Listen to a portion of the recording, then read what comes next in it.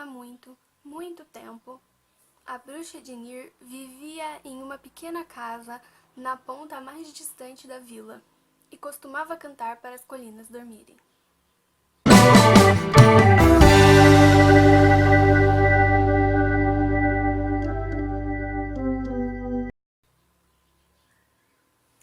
Olá, sejam muito bem-vindos ao Contexto em Prosa e no vídeo de hoje a gente vai conversar sobre o livro A Bruxa de Nir, da Victoria Schwab. Quando começamos a história, então, a gente conhece um pouco da nossa protagonista, que é a Lexi, e a sua rotina ali na cidade de Nir. Então, gente, Nir é uma cidade, é a cidade da Lexi, né, onde ela mora, e ela vive ali com a mãe, a irmã e o tio. A mãe dela é descrita como uma mulher forte. Ela mudou um pouco depois que o pai, né, que o marido dela, o pai da Lexi, faleceu.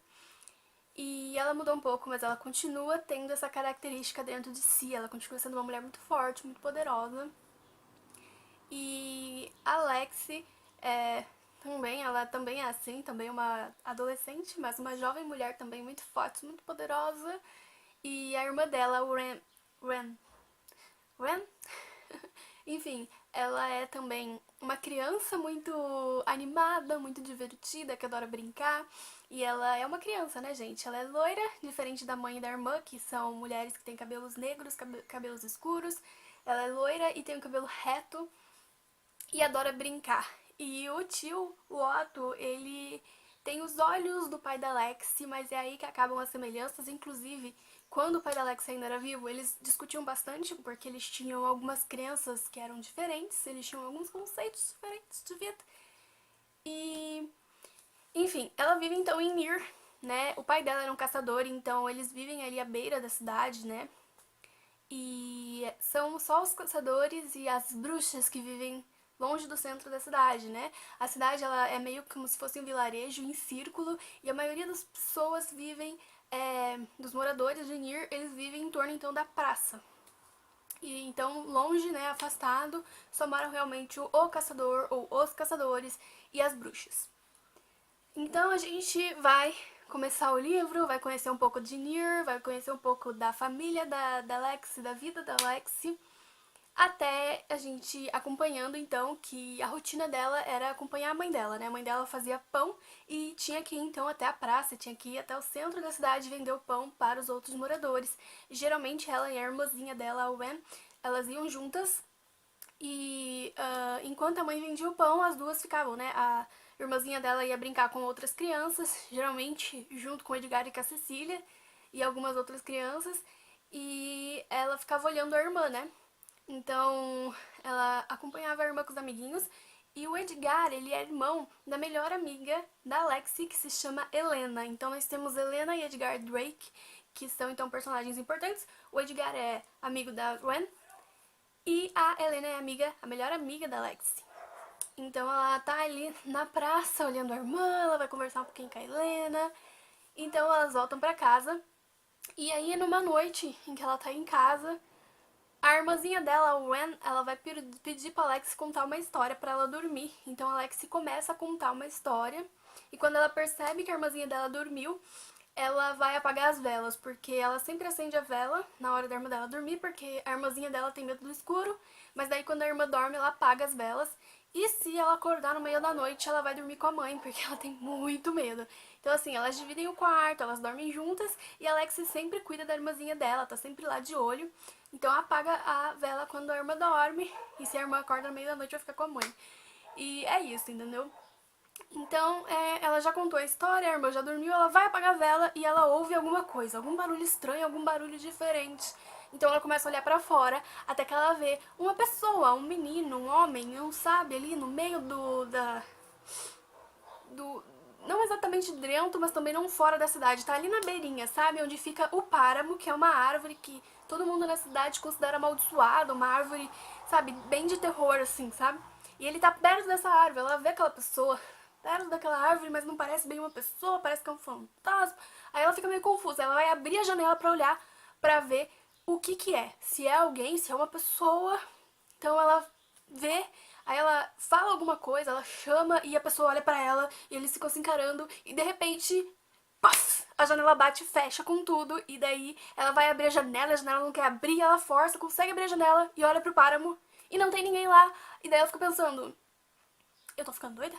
Afinal, não tem estranhos em Nier, né? É uma cidade pequena, só tem gente que realmente nasceu ali, que vive ali.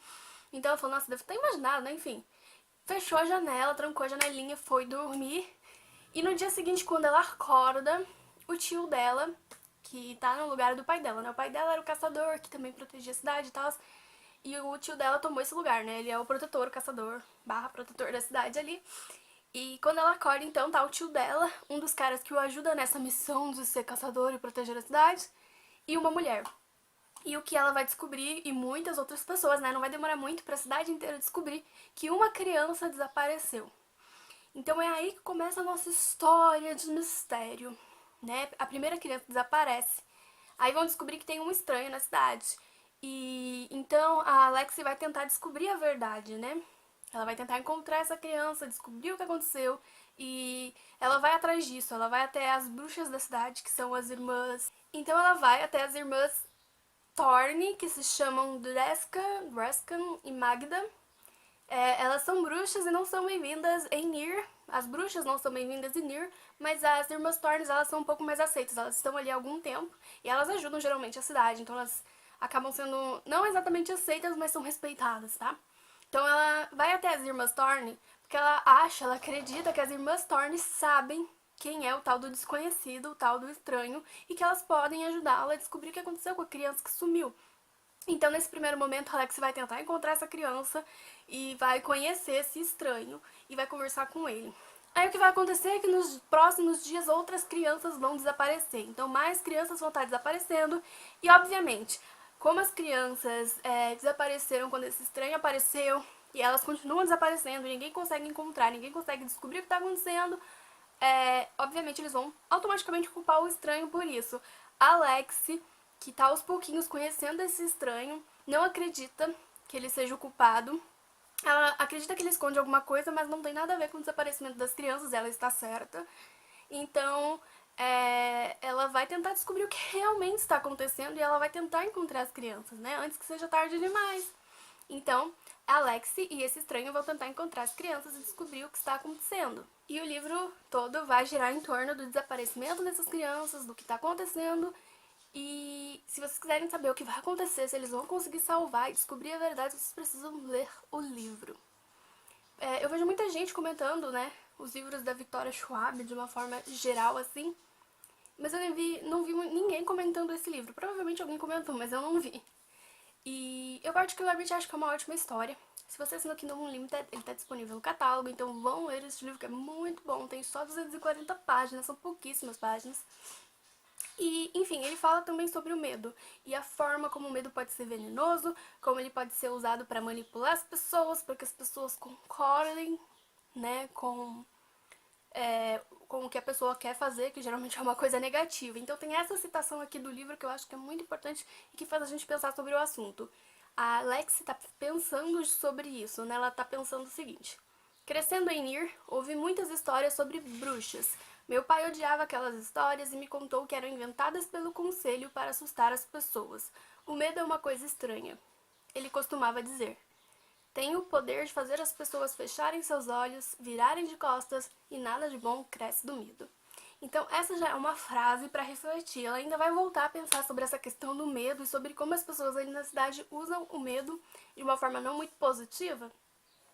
E eu acho que é uma boa coisa pra gente pensar, mesmo sendo uma história de ficção e fantasia, a gente pode linkar com a realidade, né, com os momentos da nossa história, da história da humanidade, ou outras histórias de ficção que trabalham o medo e trabalham as formas como algumas pessoas usam o medo para manipular outras pessoas ou para que essas pessoas aceitem uma determinada coisa que elas talvez não aceitassem de outra forma, se não tivessem sido levadas a acreditar por conta do medo que aquela era a única solução e de repente é uma solução ruim para outras pessoas, enfim, pra gente pensar o uso do medo, geralmente de uma forma não muito positiva, que é o que acontece nesse livro, inclusive. E, enfim, eu também tô lendo um outro livro de história, que se chama História, Metodologia e Memória, em que o autor também comenta isso, né? Mas aí num aspecto mais real. E nesse outro livro, o livro se chama História, Metodologia e Memória, o autor é o Antônio Torres Montenegro, e ele também fala sobre o medo nesse livro, exatamente na página 16 ele diz o seguinte: afinal, a retórica da ameaça comunista, que domina os meios de comunicação e também o discurso e a prática de diversas instituições, aparece associada à destruição de valores e práticas muito caros à sociedade, como família, a propriedade privada e a religião. Nesse âmbito é que analiso documentos em que discursos, imagens e práticas produzidos por diversas instituições e representantes da sociedade civil semeiam um sentimento de perigo, de ameaça e de medo. Então aqui ele está analisando momentos da história, da real história, né, dos seres humanos, em que usaram de perigo, de ameaça, de medo, para fazer com que as pessoas concordassem com algumas coisas talvez não tão legais, não tão bacanas assim.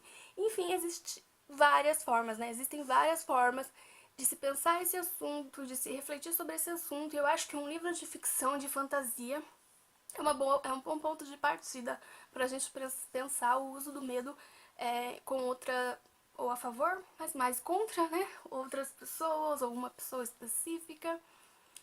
E, enfim, eu recomendo que vocês leiam A Bruxa de Nier, porque a gente tem aí no livro o medo usado de uma forma negativa, como uma ameaça, como um perigo, e isso causou uma consequência no presente da Lexi, e era um círculo vicioso, porque eles iam fazer a mesma coisa de novo, só que daí a nova geração, que no caso é a Lexi e esse estranho, que são dois jovens, vão impedir que esse círculo se repita novamente. Então, como eles estão ali para impedir isso, vocês só vão descobrir se vocês lerem o livro. Então, vocês precisam ler esse livro, que é muito bom. E é isso, gente. Se eu falar mais, eu vou acabar dando algum spoiler da história. Então, comenta aqui embaixo se vocês já leram o livro, se vocês estão curiosos para ler o livro. Não esqueça de deixar o seu like e de se inscrever aqui no canal para receber outras indicações. E é isto. Fica aí mais uma citação como reflexão, que é agora do fim do livro, que é a seguinte: Nier ainda é Nier, não vai mudar até amanhã de manhã e não vai mudar em um dia ou em uma semana. É isto, pessoal. Tchau e até mais!